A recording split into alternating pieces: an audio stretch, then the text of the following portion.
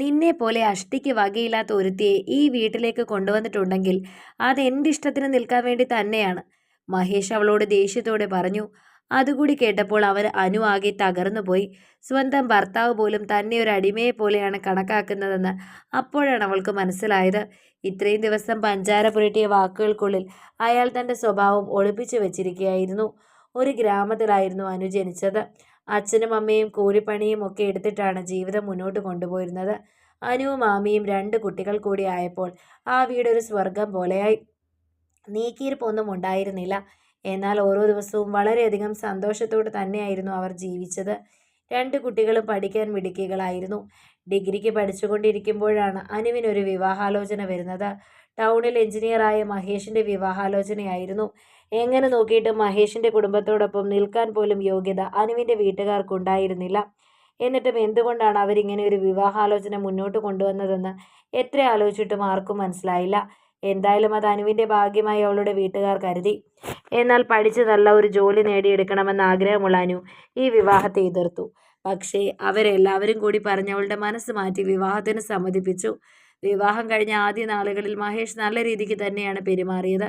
മഹേഷ് മാത്രമല്ല, അവൻ്റെ അമ്മ രാധാമണിയും അങ്ങനെ തന്നെയായിരുന്നു. എന്നാൽ നാളുകൾ മുന്നോട്ട് നീങ്ങവേ അവരുടെ 2 പേരുടെയും തനി സ്വഭാവം വെളിയിൽ വന്നു. അനു ദരിദ്രവാസിയാണെന്ന് പറഞ്ഞ് അവളെ കൊണ്ട് എല്ലാ പണികളും ചെയ്യിപ്പിച്ചു. അതുമാത്രമല്ല, ഒരു അടിമയെ പോലെ ആണ് അവർ കണക്കാക്കിയത്. മഹേഷ് ആണെങ്കിൽ തോന്നിയതുപോലെ നടന്നു. ഒടുവിലാണ് അവൾക്ക് മനസ്സിലായത്, മഹേഷിന് തന്നിഷ്ടപ്രകാരം പരസ്ത്രീകളുമായി സുഖിക്കാൻ വേണ്ടിയാണ് ഇതുപോലെ ഒരു ബന്ധം അയാൾ കണ്ടുപിടിച്ചത്. തന്നെപ്പോലെ ഒരു പെണ്ണാകുമ്പോൾ അതൊന്നും തന്നെ ചോദ്യം ചെയ്യാതെ അടങ്ങി ഒതുങ്ങി ജീവിക്കുമല്ലോ. പക്ഷേ ഇതൊന്നും കണ്ട് മിണ്ടാതെ ജീവിക്കുവാൻ അനുവിന് വയ്യായിരുന്നു. അവൾ അതിനെ ശക്തമായി എതിർത്തു. അതിനവൾക്ക് അവിടെ നിന്നും അയാളുടെ ക്രൂരമായ പീഡനങ്ങൾ ഏറ്റുവാങ്ങേണ്ടതായി വന്നു. എന്നാൽ അതൊന്നും അവളെ തളർത്തിയില്ല. പരമാവധി അയാളെ എതിർത്ത് അവൾ അവിടെ പിടിച്ചു നിന്നു. പിന്നെ സ്വന്തം വീട്ടിലേക്ക് മടങ്ങി. എന്നാൽ അവളെ ഞെട്ടിച്ചുകൊണ്ട് അനിയത്തിയുടെ ഭാവിയും അവളെ കല്യാണം കഴിച്ചു കൊടുത്തയാൾ ചിലവായ പൈസയുടെ കണക്കും മാത്രമേ അവർക്ക് പറയാനുണ്ടായിരുന്നുള്ളൂ.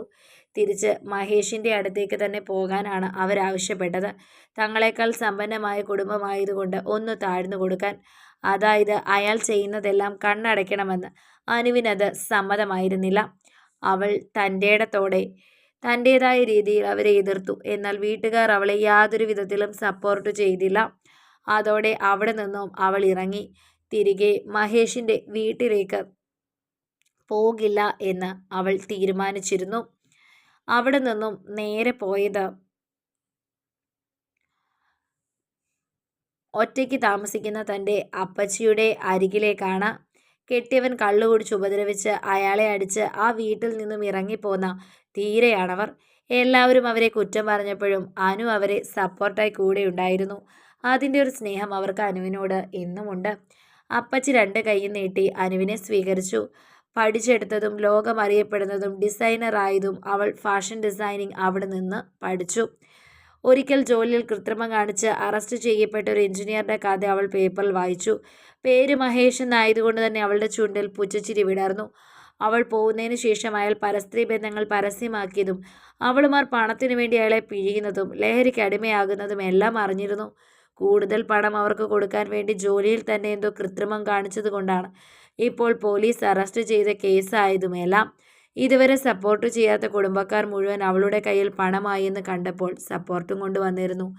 എന്നാൽ എല്ലാവരെയും വളരെ അത്യാവശ്യമുള്ള സമയത്ത് അവൾക്ക് ആരുടെയും സഹായം കിട്ടിയില്ല. ഇപ്പോൾ സ്വന്തം കാലിൽ നിൽക്കാൻ തുടങ്ങിയപ്പോൾ ആരുടെയും ആവശ്യം തനിക്കില്ലെന്ന് പറഞ്ഞ് അവരെ ഒരു കൈ അകലത്തിൽ നിർത്തി. അതോടെ അനു അഹങ്കാരിയായി. പക്ഷെ ആ വിളി കേൾക്കാനും അവൾക്കിഷ്ടമായിരുന്നു. സ്വന്തം കാലിൽ തൻ്റെ ഇടത്തോടെ നിൽക്കുന്നതിന് അഹങ്കാരി എന്നാണ് പറയുന്നതെങ്കിൽ അവൾ അഹങ്കാരിയാണ്. എല്ലാത്തിനും സപ്പോർട്ടായി അപ്പച്ചി കൂടെയുണ്ട്. ആരൊക്കെ എതിർത്താലും മുന്നോട്ട് പോകാൻ അവൾക്കത് മാത്രം മതിയായിരുന്നു. കഥ നിങ്ങൾക്കിഷ്ടമായെങ്കിൽ ലൈക്ക് ചെയ്യൂ. നിങ്ങളുടെ അഭിപ്രായങ്ങൾ കമൻ്റായി രേഖപ്പെടുത്തൂ. കൂടുതൽ കഥകൾ കേൾക്കാൻ ഈ ചാനൽ സബ്സ്ക്രൈബ്